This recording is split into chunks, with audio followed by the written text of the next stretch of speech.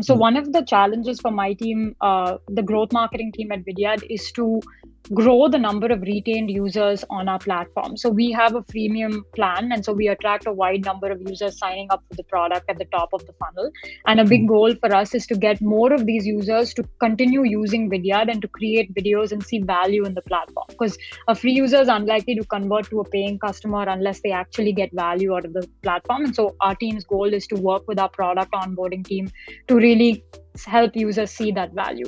And so one of the things that we do when a user creates their first video with Vidyard is that we send out an email that has an embedded video from our co-founder, Michael Litt, that congratulates the user on creating their first video and then gives them like a specific call to action as like a next step. And we see that video perform really, really well. So that email has click-through rates and open rates that are much higher than our benchmark. So we see like a close to 6% open rate on those emails, which is above our internal benchmark for, 6% click-through rates, which is well above our benchmarks for CTRs for these types of emails.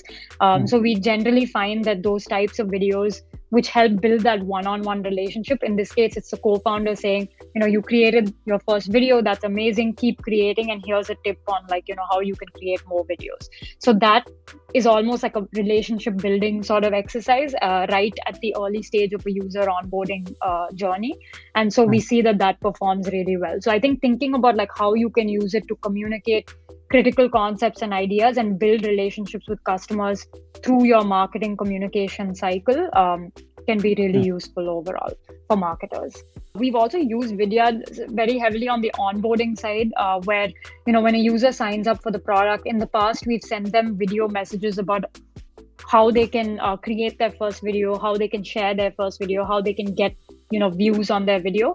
So I think video is also a great tool for you to use as a product onboarding product onboarding play, because you can really explain how to do specific things within your product using video without having to send the customer a long text-based email about all the things they should be doing inside the product to learn the product.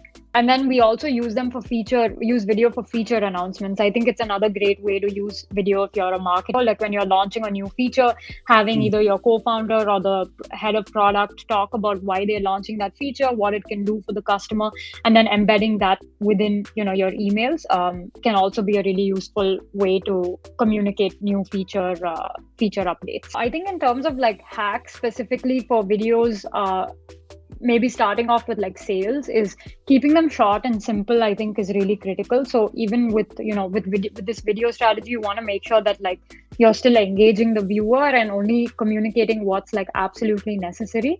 So maybe writing out a script in advance, you don't have to write a super detailed script, but at least writing down the top 2 to 3 points that you want to say in your video before you make the video can be super helpful to help you really keep your thoughts concise and help you think about what you want to say before you shoot that video. So that can be helpful. So keeping the video short, we've noticed that videos less than 1 minute long work best in the sales prospecting cycle. So especially when you're using it for sales, keeping it less than 60 seconds tends to be really useful. Personalizing the video is also super helpful. So we see the strategy where we hold up a whiteboard with our prospect's name on it, working really well compared to when the video doesn't have any props. So think about what kind of props you can use in your video to make it super exciting and make it feel more personal. That also tends to really work well.